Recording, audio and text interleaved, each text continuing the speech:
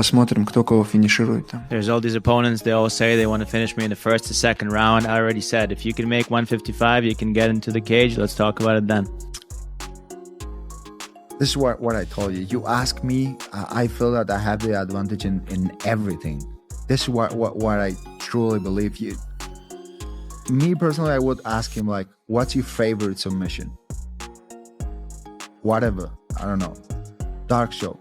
I'm gonna submit you with that. You know, play that game of trying to be like the next McGregor, but you don't want to mess with Islam and them because, like they said, like it's different there. You want a street fight, they'll street fight you. They're not Islam doesn't care about, oh, let's get paid for it. Like he sees you, you disrespect him, he's gonna show you what disrespect means from Dagestan. Islam Makhachev has issued a stark warning to Ilia Topuria as tensions between the lightweight champion and the rising Spanish-Georgian star continue to heat up. In a recent interview, Makhachev made it clear that Topuria's antics are quickly crossing into dangerous territory. The champ didn't hold back, saying that if Topuria keeps running his mouth and provoking people the way he has been, something serious could happen. While Makhachev acknowledged that no personal lines had been crossed yet, he made it clear that it wouldn't take much for things to escalate. The price with your health, which is the dumbest thing you can do in your entire life. It is. It is. Especially for an athlete. Exactly. He also suffered a lot with the weight cuts. Mm-hmm. That's a big damage for your body. That's also one of the reasons why I changed the weight class, because I realized that my health is the most important thing in my life. You can have everything in this life, but if you are not healthy, you don't have anything. Makhachev's message was clear and twofold.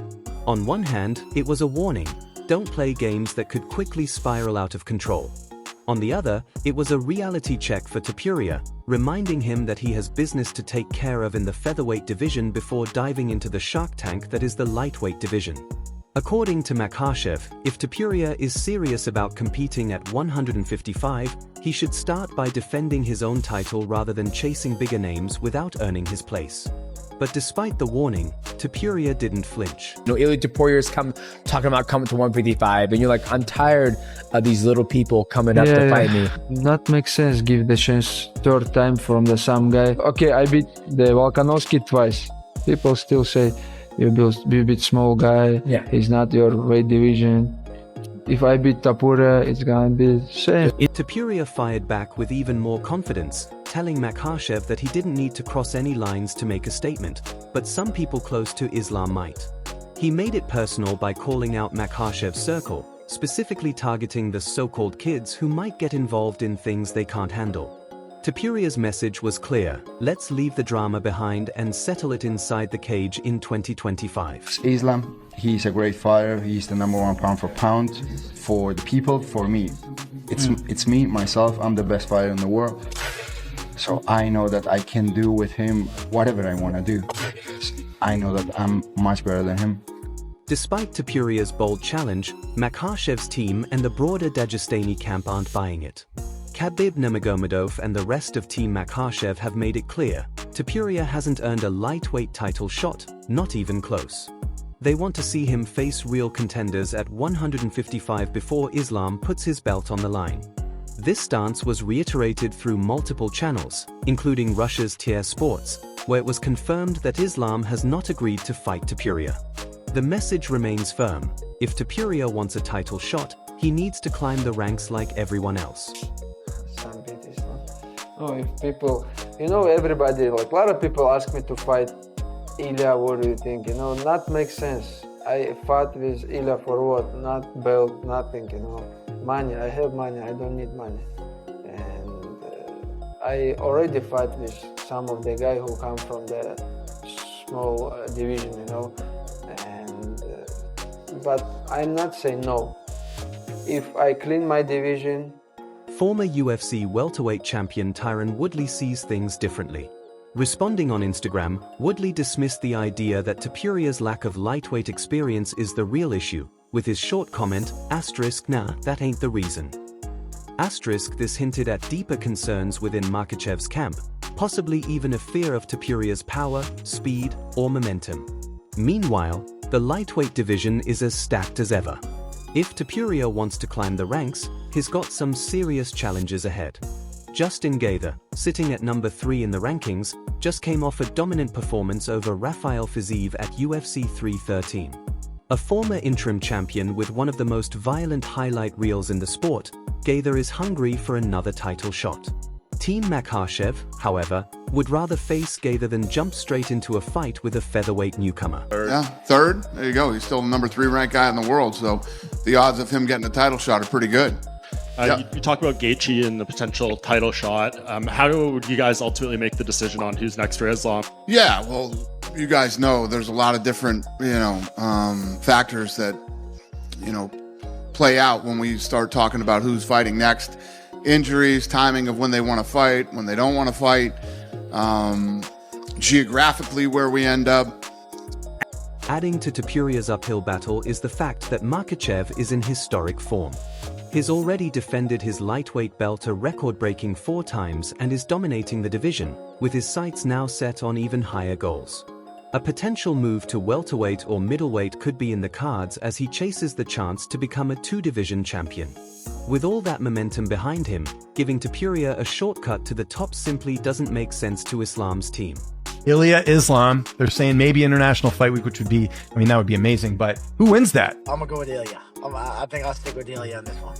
But the final decision doesn't rest solely with the fighters. Dana White and the UFC brass will ultimately decide who gets what fight and when. As things stand, the lightweight division is a logjam, with contenders like Arman Tsarukyan, Charles Oliveira, Justin Gaethje, and now Topuria all demanding attention. It's a puzzle that needs to be solved, and fast. I wanted to talk to you. Obviously, you had a big week at the UFC. Some crazy stuff went down. With Ilia moving up to lightweight, vacating the title.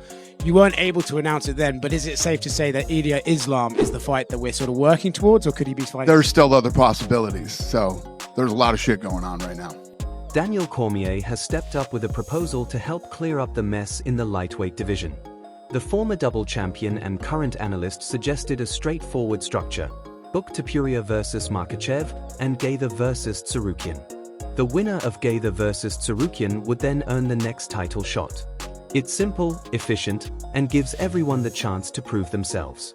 For his part, Topuria believes he's already done enough. Speaking on the Joe Rogan podcast, he insisted that the UFC promised him a shot at the lightweight title when he vacated his featherweight belt. He also argued that this is the fight fans want most. While that promise hasn't been publicly confirmed by the UFC, Topuria is banking on it. I don't know that Islam should fight him first. For Makhachev, he goes and beats Ilia Topuria, right? People will say he beat Volk, he beat Ilia Topuria, Charles Oliveira, Renato Moicano. Seems pretty good. That's 5 title fight wins. But in that, it would say, well, he's defended the belt 3 times against featherweights. Because at the end of the day, guys, it doesn't matter what you do or in high regard you hold someone. The fact that he was the champion in a lower weight class is what's going to be pointed to the moment Islam beats him. Khabib Nurmagomedov has pushed back once again, defending his protege's legacy in a sharp response. Speaking to Adam Zuberov, Khabib pointed out that Islam Makhachev has already taken significant risks by fighting 2 former featherweight champions in title bouts. In Khabib's eyes, giving Topuria, another featherweight, a shot at the lightweight title would be a step backward. The issue isn't the fight itself, but the optics. If Islam wins, he gains nothing. To Khabib, Topuria is still unproven at lightweight, and beating him would add little to Islam's resume.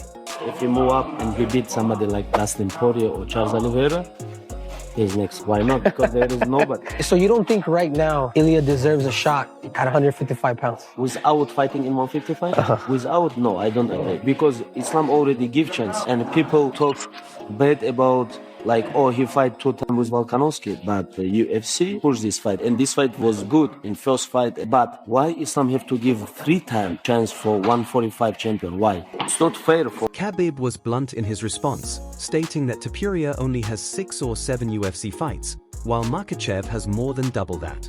Islam has spent over 10 years building his legacy in the UFC, and Khabib doesn't think it's right to let someone with just a few big wins jump the line and steal the spotlight. This sentiment is shared by most in the Dagestani camp. However, not everyone agrees. Fans online quickly called out what they see as a double standard. pointing to past instances when Islam's team seemed willing to take short notice fights against lesser opponents, like Ronaldo Moano, or when they pushed for Khabib's cousin Umar Nurmagomedov to get a title shot without defeating ranked contenders. The Reddit crowd went wild, accusing them of hypocrisy and masking fear as legacy protection. One fan wrote, "Starting to look like boxing. Fighters having too much say in who they fight makes for bad sports and meaningless rankings." Another added, "UFC keeps losing out on the biggest fights possible. Can't get John Francis, can't get John Aspinall, can't get Ilia. Islam sucks, man." It's clear that this isn't just about one fight, it's about a growing frustration with UFC matchmaking. Dana White has long criticized boxing for allowing fighters to handpick their opponents, but many fans feel like the UFC is slowly drifting in that same direction, with too many stars now having the power to sit back, wait, and refuse fights based on legacy or leverage. I think he's the pound for pound number one right now. Let's see Ilia Islam. He wants that fight bad, and I think he can win. Happen. And what makes me think that Ilia will do really well against Islam is Volk's first fight with Islam. I'm like, man, I think Ilia's wrestling is way better than Volk's. And obviously you could see how the striking went. And he's been knocked out. Turkey Al-Alishik wants to create a league in boxing that he wants to apparently launch early 2025. Is that something TKO Boxing could help with? Huh. Anything is possible. Anything is possible. Who knows? I wanted to talk to you. Obviously, you had a big week at the UFC. Some crazy stuff went down. With Ilia moving up to lightweight, vacating the title. You weren't able to announce it then, but is it safe to say that Ilia Islam is the fight that we're sort of working towards, or could he be fighting? There's still other possibilities. Coach, how do you compare Islam's boxing level to Topuria's? Who would win in a boxing match? That's from Jalal. Pound for pound, look, I would tell you it's gonna be Topuria. Topuria is a natural puncher. He's very talented. He's obviously that's his I would say his bread and butter. That's how he wins his fights. They say he's a good wrestler. He's a good grappler as well, of course. But his big thing is he's a stellar boxer. He has great KO power. He has incredible head movement, beautiful defense, footwork, rhythm. That's what a champion essentially is supposed to look like. Make the calls, go out there, deliver on the calls. Then all of a sudden vacates the title. I mean, how do you feel? Because you said earlier, like you were looking at him and going, there's holes here. I think it's good for the sport, to be honest with you. I mean, him and Islam, people really want to see that. Everybody has their own style, and it seems like his style is just doing what he did. Honestly, I believe Islam is just a little too much for him, but I'm also a fan, so I would have loved it. In a hypothetical fight against Islam, how do you see that fight going? If it goes to the ground, do you feel confident that you could out-grapple him, or would you try to keep it standing? My mindset, it's always the same. I'm always looking to achieve things that no one could. So someone could submit him. I will be the first one to submit him. Any specific submission? Now I heard some love from some idiots, but what makes you want to move up to 155? Because I really believe that I can beat the current champion, Islam. You can't be a world champion by chance. You have to do things great. He's a beast. Yeah, he's a beast. Yeah. But I like the competition, and I don't like to be a bully and fight with people that I know 100. Look, it just comes to can Ilia catch him? That's what is, and he definitely can. Ilia's very, especially with his approach. He really backs his strike and his boxing. He really knows that he will eventually find the chin.